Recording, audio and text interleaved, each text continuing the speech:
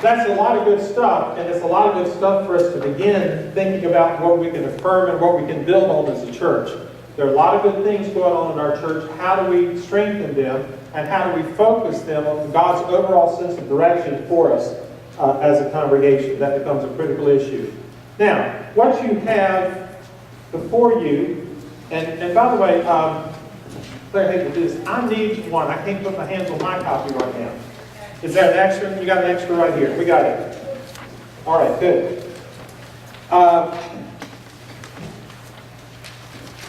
What we're going to do now is move to our second exercise. The sheet that's been handed out to you is Congregational Issues for Generative Dialogue. Now let me explain to you how we're going to do this, because this is the longest presentation and requires you to kind of listen and understand some of the things I'm saying, which I hope will be clear for you in this regard. But I'm going to read and then explain these 10 statements.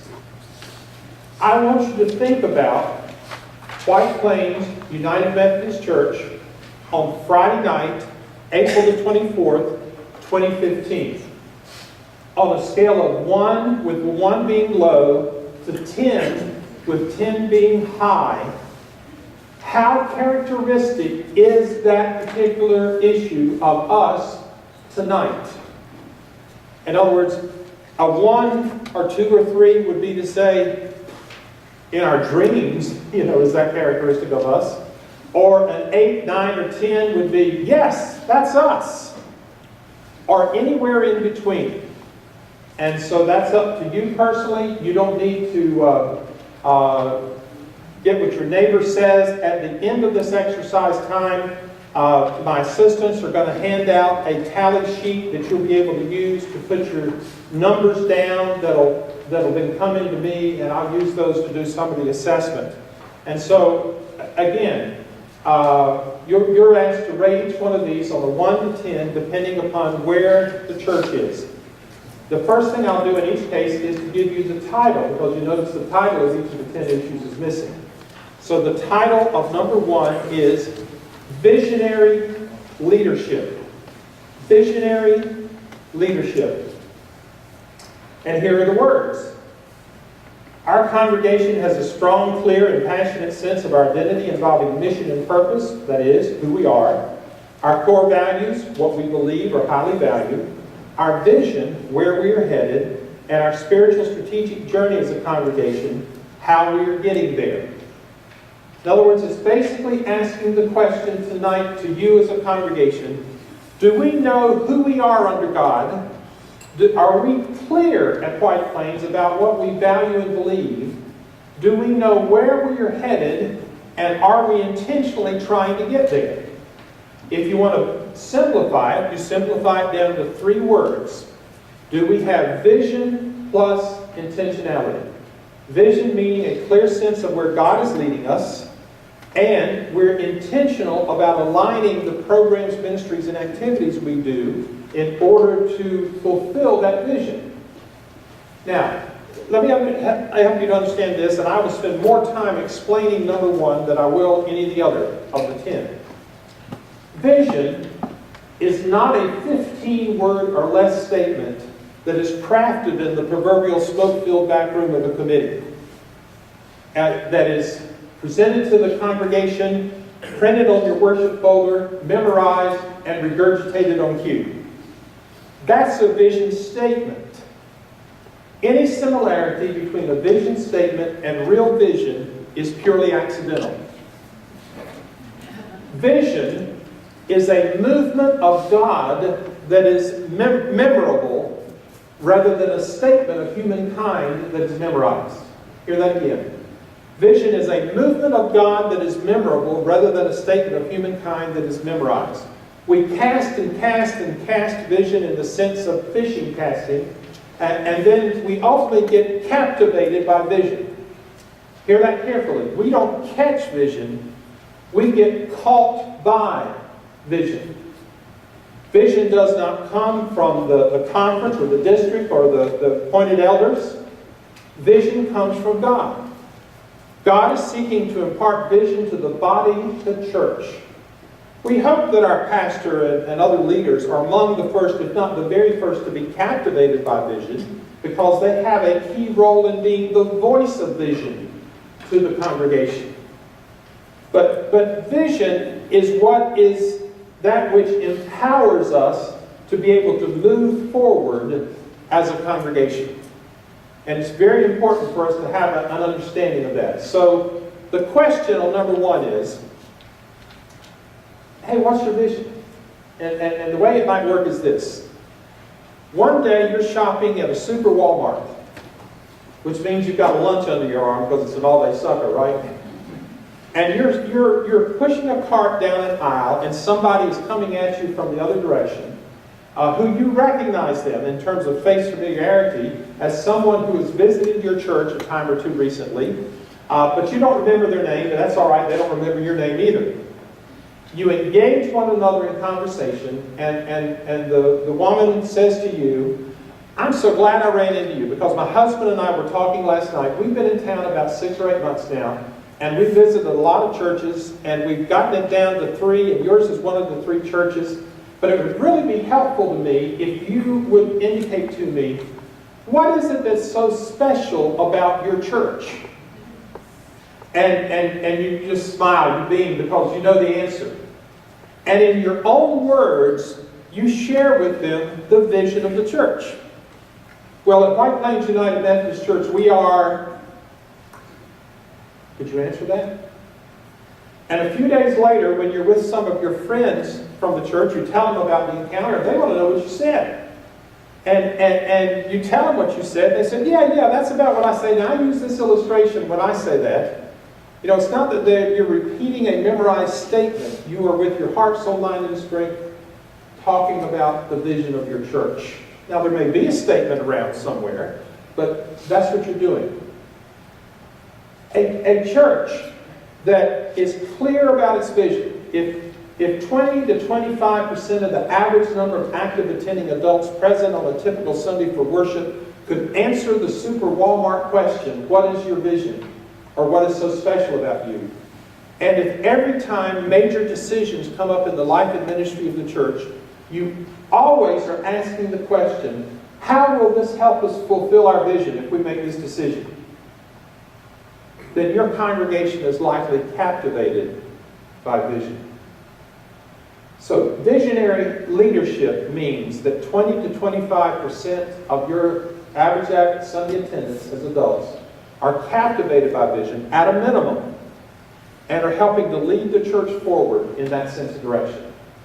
So your task right now is to say, okay, tonight, how clear are we about vision and how well owned is it among our leadership? And if you don't have vision at all, it's not well owned, you're probably going to put down a 1, 2, or 3. If you have great, clear vision and it's well owned, you're probably going to put down an 8, 9, or 10. But you can put down any number between 1 and 10, with 10 being high and 1 being low. Where are you all tonight about visionary leadership? So put down a number.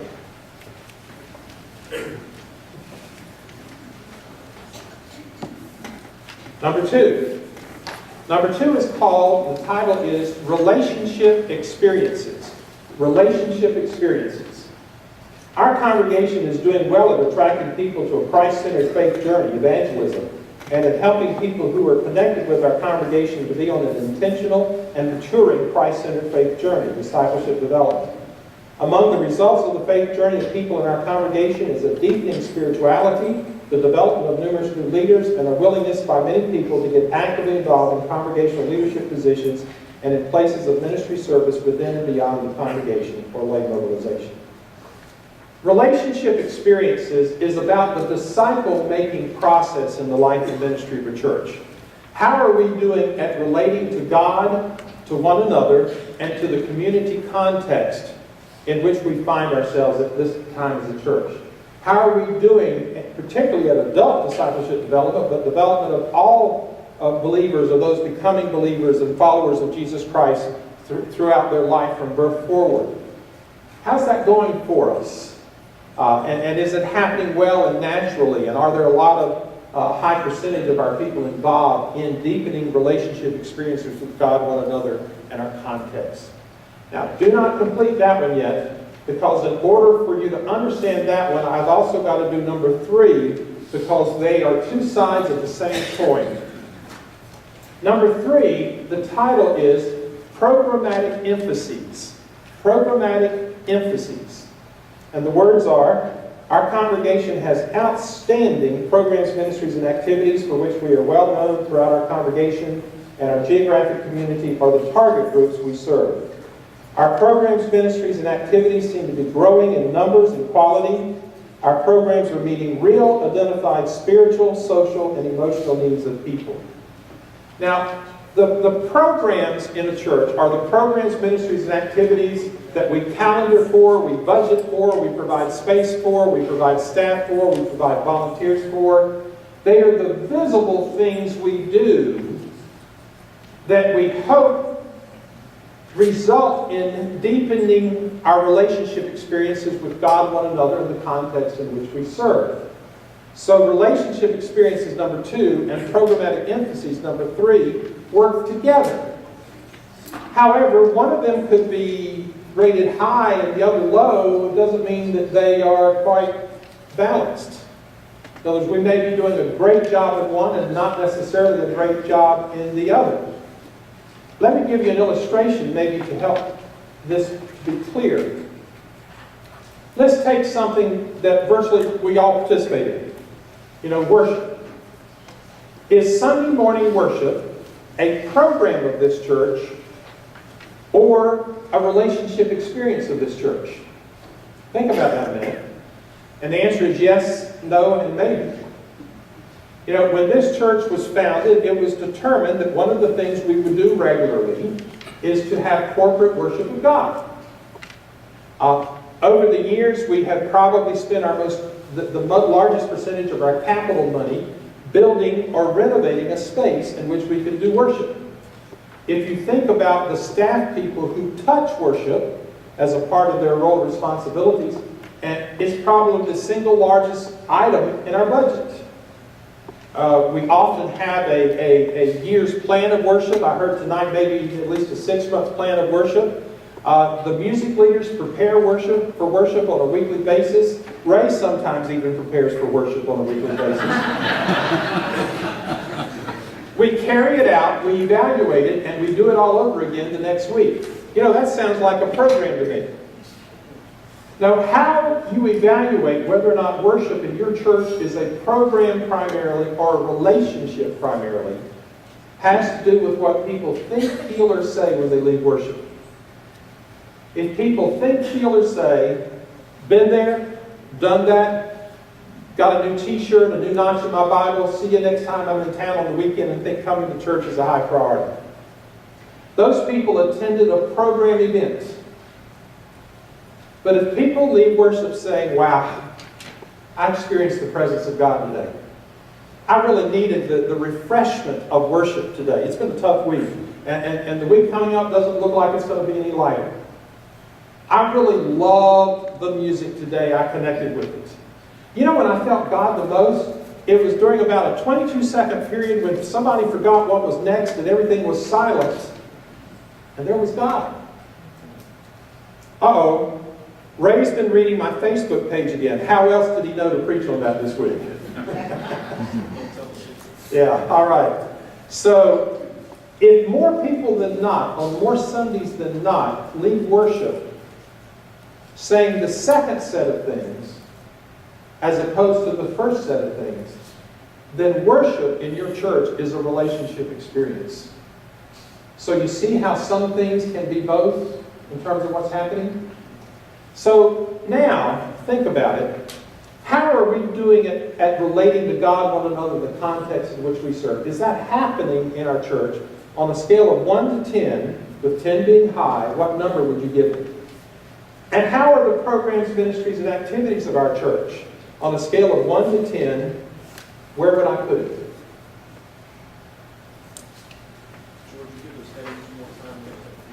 Yeah, the number 2 is called relationship experiences, and the number 3 is called programmatic emphases, are the titles.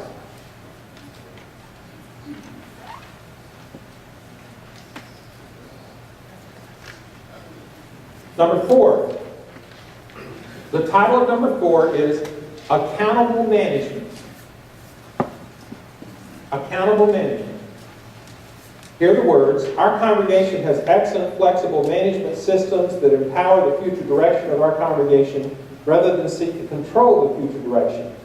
Decision-making is open and responsive to congregational input. Finances are healthy and increasing each year. The management systems are supportive of the visionary leadership efforts by the pastor, staff, and congregational leadership.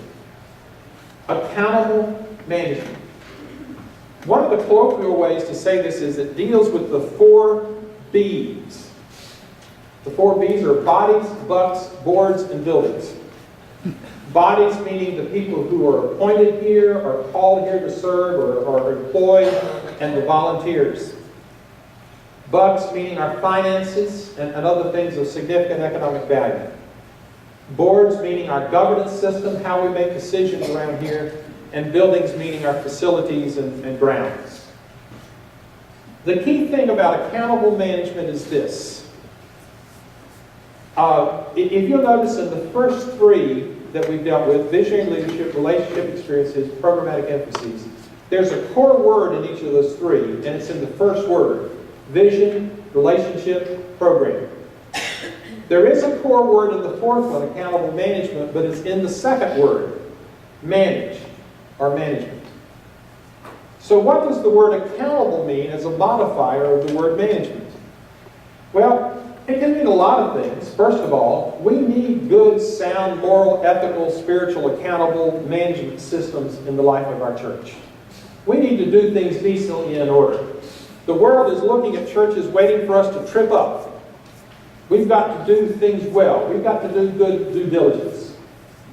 But what it really means in this case is management must be accountable to visionary leadership rather than visionary leadership being accountable to management. One of the keys for a church that is vital and vibrant is that its management systems are empowering and undergirding the visionary leadership of the life of the church. Sometimes it is, though management can be controlling rather than empowering. And therefore, that's part of what we have to work on. And sometimes the management systems can be working well, and sometimes they can be dysfunctional. So when you step back and think about how we do accountable management in our church, and whether or not it is supportive of visionary leadership, where do you put it on a scale of 1 to 10? Is it doing extremely well? Is it not doing well? What number would you give it? Now, without warning, so that they couldn't say no, I need for Ray and Rob and Carol and Claire to come up front. I'm sorry, I'm running the video camera. I can't... I'm going to take them all the way up here, so they got plenty of room. And would you bring 1 more chair or 2 more chairs, Richard? And I just want y'all to come up here on the platform and stand here. You're not going to have to say anything. It's not going to hurt. I'm not going to make a fool of you.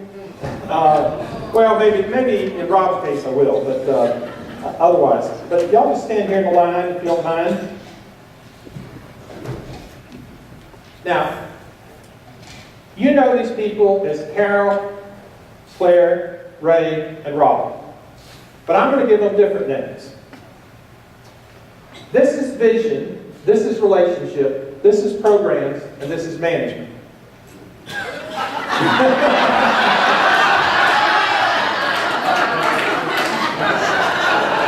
Oh boy! You know, God works in mysterious ways. These 4 chairs represent represent 4 seats in a Lexus sports utility vehicle. All right? Anybody want it? Yeah. All right.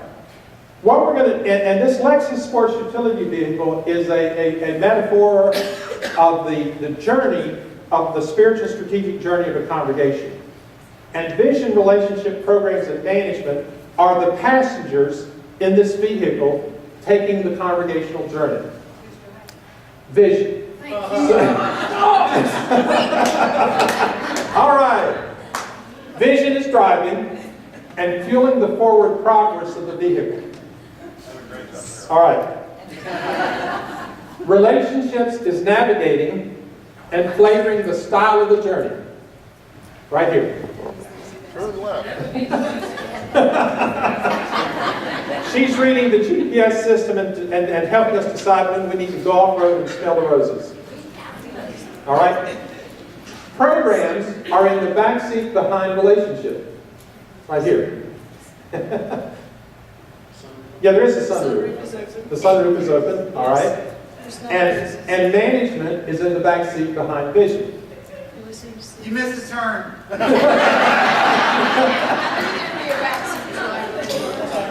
Now, the key issue here is I've got to have all four of these factors in the vehicle for the best possible journey of a congregation. I can't leave vision, relationship programs, or management at home and have the full journey I need to have. They must be there. However, where they're seated, their alignment or their synergy is extremely important. I'd like to go to a very short passage of verse of Scripture, 2 Corinthians 5:7, that admonishes us to walk by faith rather than by sight. I'd like to suggest that vision and relationship are walking by faith. I can't hold vision or relationship in my hands. I experience them. I'd like to suggest that programs and management are walking by sight. I can hold a piece of curriculum in my hand. I can hold a calendar schedule. I can hold a budget. I can hold a staff job description in my hands.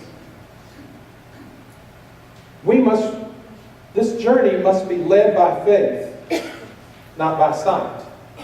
Yet I've got to have all four. Let's see what you hope is that management is providing the administrative infrastructure that frees vision to soar like the wind. You remember the Jack Nicholson movie, As Good as It Gets? And when his neighbor asked him to drive into Baltimore, and he said, "Can you drive? You know how to drive? You have a license?" He said, "Man, I drive like the wind." You know? And you've got to have the programmatic framework in the midst of which the best possible relationships with God, one another, and the congregation can occur. So there's interdependence here. There's a real synergy.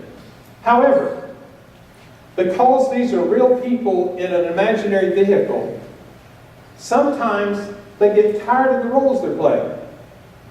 So what happens when vision gets tired and needs to take a nap in the back seat? Well, let's go to the classic Proverbs 29:18, the first half of the verse. Where there is no vision, the people perish. Or where there is no vision, people cast off all restraint. Or where there is no vision, people run around in circles without any clear sense of focus or direction. Or where there is no vision, and Moses the leader stays too long on the mountain, the people clamor that Aaron the manager build them an image of God that they can see and touch. So where there is no vision, management drives. And y'all need to switch places. Oh my Lord, Rob. I want out. Now,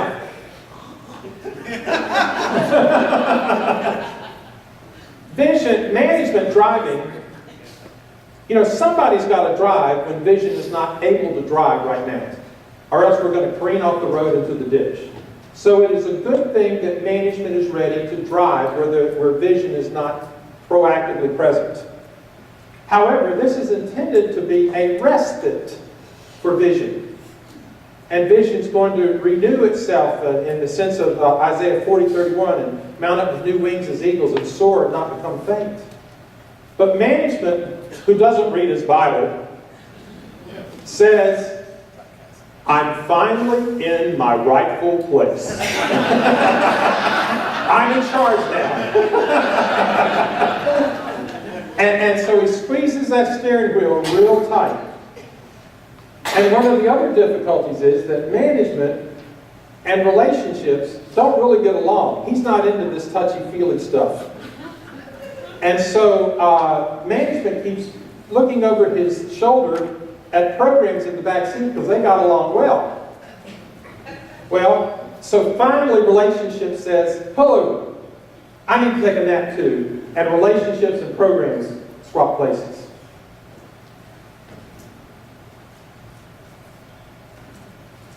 So what happens, and this happens eventually to every congregation.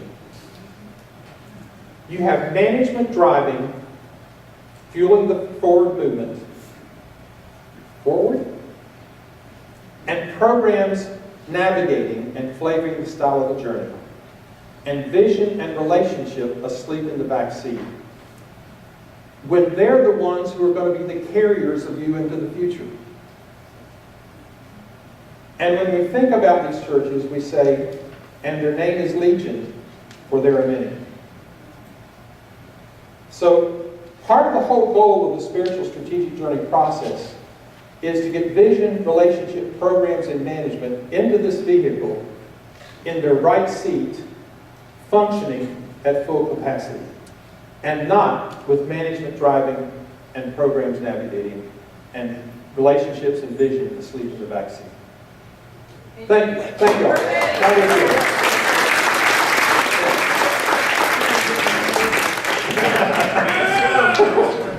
It's automatic. It's not quick. All right. I hope that makes sense to you, because it makes a lot of sense to me about churches and about how churches move forward. Let's go to number 5. By the way, with my tongue firmly planted in my cheek, I need to say that number 5 is one of the 2 on this list that is like speaking in tongues, and it requires interpretation. The title of number 5 is Contextual Relevance. Contextual relevance. Here are the words. Our congregation is demographically similar to its geographic community of the target groups that it has served over the years. Little or no gap is developing between the persons attending our congregation and the geographic community or the target groups we have sought to serve over the past 10 years. We are demographically reflective of the people we seek to serve in gender, age, race, ethnicity, socioeconomics, and lifestyle. Now, contextual relevance works like this. Here's the interpretation. To what extent is White Plains United Methodist Church reflective of the context 5 miles around it?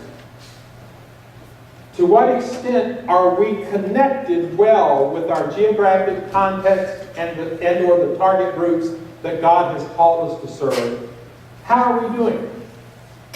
You know, are we matching? Are we close? Are we far away?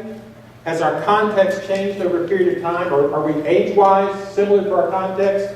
Are we socioeconomically? Are we theologically? Where are we? How relevant are we to the context where we serve? If we were to define what we would call the White Plains United Methodist Church, Jane and John, in other words, who are the typical persons that are most likely to be attracted by our ministry, are we clear about that? To summarize, the idea is that we are clear about who it is, to whom it is God is sending us. In other words, to whom we're seeking to reach for a Christ-centered, faith-based life. And not only are we clear about to whom God is sending us, we're doing a great job at reaching them. If we're either or both unclear about who God is sending us to, or not doing an effective job of reaching them, then our score on this one would be very low. If we're clear and somewhat reaching them, maybe mid-range. If we're very clear and doing an excellent job of reaching, it might indeed be high. Now, some of you all are saying, everybody is welcome to White Plains United Methodist Church. The doors are open. Anyone can come. That is a passive statement. I'm saying, to whom are you intentionally going? You know, when a person says to me, you know, everybody is welcome here, that kind of thing, and we provide for everybody, I said, I'm so glad that you interpret your services into Japanese and Korean and Swahili and bunch of other languages? Well, we don't do that. It says, okay, then not everybody is, you haven't prepared for everybody to come, have you? There's no church that reaches everybody. None. Every church reaches a slice of their context. A lot of churches I work with, I wish they reached a bigger slice of their context. But no church is gifted to reach every person in their context. It's one of the reasons why we need multiple churches with different foci in terms of what's happening. So therefore, the title of this issue, Contextual Relevance. The summation statement is, are we clear about to whom God is sending us? And are we effectively reaching them as a church? Where would you rate us on a scale of 1 to 10?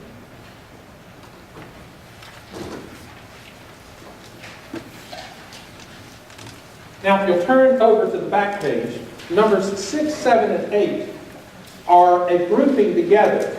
It doesn't mean that you would evaluate them the same way. You may evaluate them very differently, one to the other. But I want to explain 6, 7, and 8 together.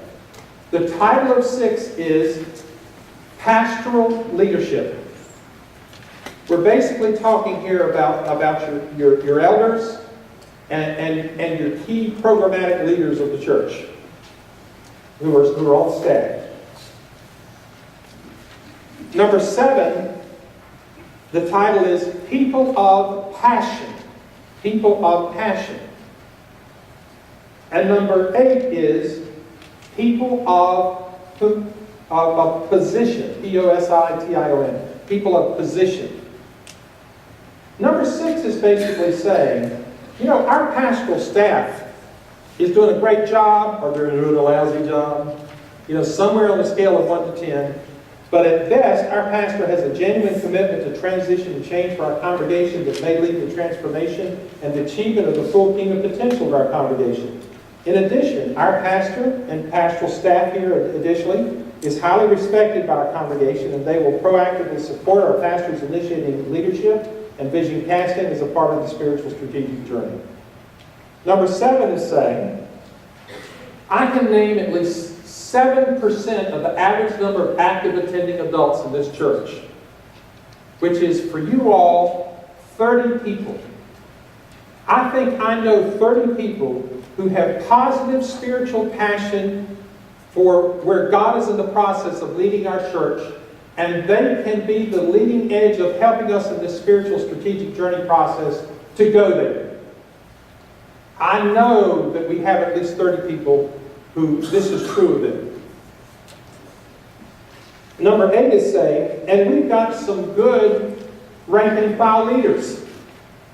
People who have invested time and energy, sweat equity, spiritual passion in the life of this church, either in a short period of time they've been a member, or over a long period of time. And they are good, positive, proactive lay leaders for our church. We don't have conflicts over certain lay leaders trying to lead us one way and other lay leaders trying to lead us another way. You know, in the life and ministry of our church, we are really on solid ground there, and they will, even though they may not be the most visionary people in our church at all times, they will support visionary leadership and help us to get there based on what comes out of this spiritual strategic journey process. So again, understand the 3 categories of people. You're first evaluating pastoral leadership as it's expressed in the church through 1 or more people, in your case more than 1 person. Secondly, you're talking about people who, a key characteristic for them is, you know, and they may or may not be in a formal church-elected leadership position, but you think about so-and-so and you say, wow, they have got spiritual passion about where God is leading us, and they're doing a great job of investing in the life and ministry of our church, or through our church through that. And then number 8, you're talking about lay people who serve in various governance and program leadership roles, and their leadership focus. So do 6, 7, and 8 together here. But we don't have to have the same numbers. You know, you may feel higher or lower about one of these 3 groups than the other. But give us a rating of 1 to 10 on those 3 groups.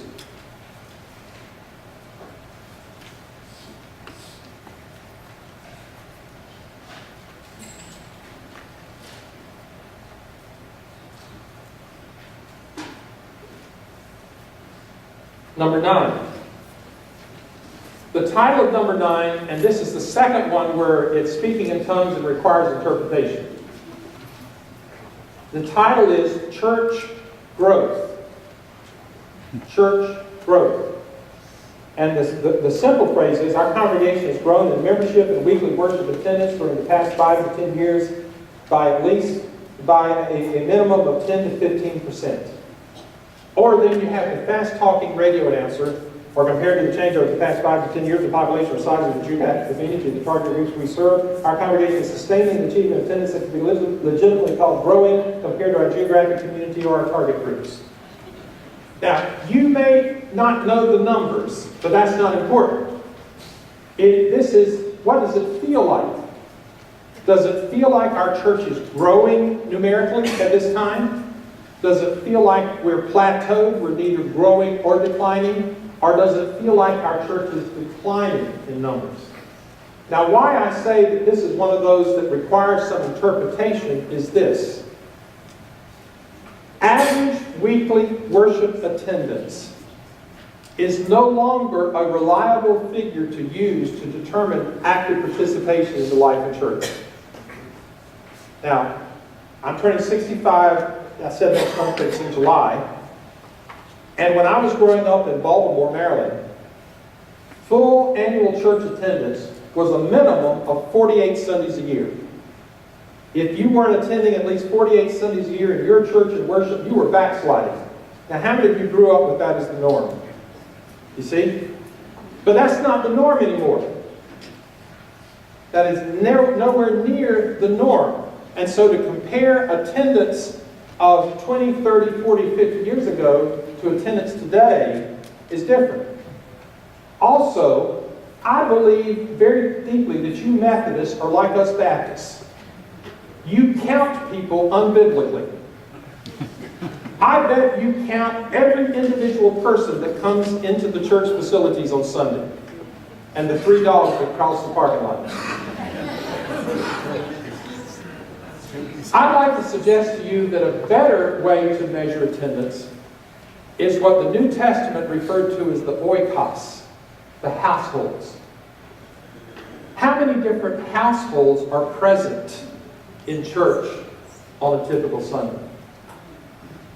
You know, there are a lot of churches that they have a lot of young adults and median adults, a lot of 20-somethings and 30-somethings and 40-somethings up to, you know, they've still got rugrats at home and they're not empty nesters yet. You know, the average household could have 4 or 5 people in it.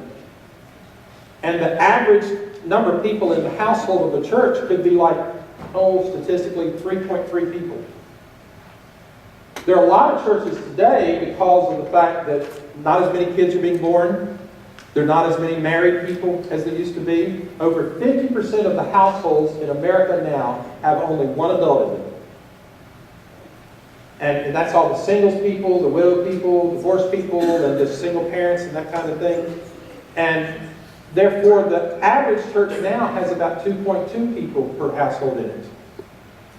You can actually have significant decline in individual person attendance in a church in a week, on the average week, and have an increase in the number of households present at the same time. Plus, you know that bar that I said at the beginning, 48 Sundays a year? You know, that's for your leading edge people. Now your key leaders in a church, at best, are there 39 to 42 Sundays a year. And the average person is there 24 to 26 Sundays a year. Things have changed about attendance patterns. So the question is White Plains United Methodist Church at the current time, on this Friday, a growing church numerically, a plateaued church numerically, or a declining church numerically? You may not know the statistics, as I said, but what does it feel like to you? And so if it's declining, we probably go 1, 2, or 3. If it's plateaued, a 4, 5, 6, or 7. If it's growing, an 8, 9, or 10.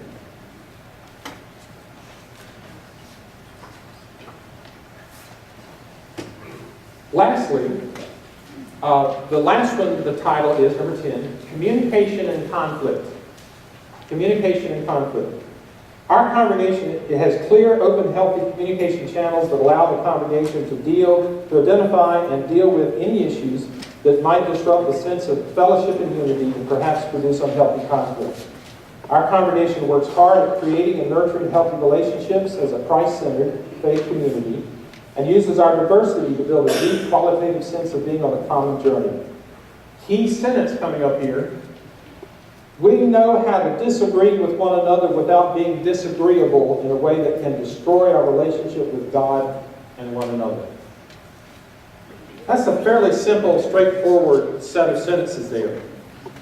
How does this church at the current time handle conflict? If you say, well, our church doesn't have any conflict, you lie about other things too. You know, every church has some conflict, and some conflict may actually be healthy, because a church without conflict also is characterized by a four-letter word called dead. Every church has some sense of passion of, I think this is the best way to go under God, or versus I think this is the best way to go, and that's healthy conflict. The key is, how do you handle your conflict? Do you handle it well, in which case you mark it high? Do you handle it, well, it's a ground rule double. Sometimes we do, sometimes we don't. Or we handle it very badly, then that's a low score. So give us a score on that one from 1 to 10, with 10 being high. Then, and I would say to my helpers, the tally sheets need to be handed out at this point. Then, what I need for you to do is I need for you, without taking off your shoes, to add up your individual numbers and give me a total at the bottom of the bag. Add up your individual numbers and give me a total at the bottom of the bag. What is coming around to each table that you can start working on as soon as it arrives, and when you're ready, is a sheet that asks you to provide for me the numbers off of your sheet. You're going to take the actual sheets you have home with you tonight. But there's a tally sheet coming that says, okay, what did you say about number 1, and then number 2, and number 3, and number 4? It goes across horizontally. Hear that carefully, because some end up doing it wrong. It goes across horizontally, and then the very last column asks you to put that total number. What does that add up to? And I need each individual to fill out a row. So, and I need that to be handed in to me. When you're finished with it at your table, bring it to me. And because I need to keep those, and I need to tally them as a part of our assessment this weekend. And then let me say one other thing. Don't rush too hard, but whenever your table is finished providing that tally, take a 10-minute break. Okay? This is your time for a break. So whenever your table is finished providing that tally, take a 10-minute break, and we'll come back and then do the last part.